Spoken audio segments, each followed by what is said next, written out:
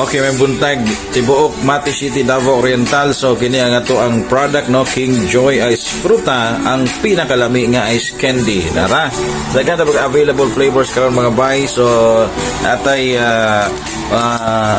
mango float, atay choco hot fudge, no, natay cookies and cream rich picas, no. Kini ang ato ang ice candy ready to sell na ni mga bay sa inyong mga tindahan, sa inyong mga balay, basta naalang mo yung mga freezers or mga ref, no. Actually nangita mig mga resellers karong panahon na, no, daghan nga mga resellers and even mga agents bay. Kung ganahan ka mag-agent sa to ang King Joy Ice Fruta, pwede kayo ninyo i-PM sa among page, like lang, no, pangita lang among Facebook page King Joy Ice Fruta, do diri ta mag-istorya, no. Pwede po mo visit sa among office, no, sa maana ano natay ube, no, mga best sellers ni namo mga bay.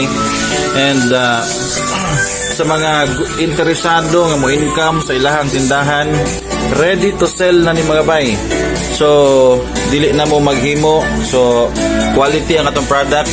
As we say always, no, nga ang atong King Joy Ice Fruta lami ni siya mga bay. Pwede ninyong ibalik kung way lami.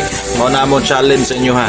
So kung interesado mahimong reseller, i-PM na dayon may mga bay. Daghang salamat og maayong buntag sa tanan.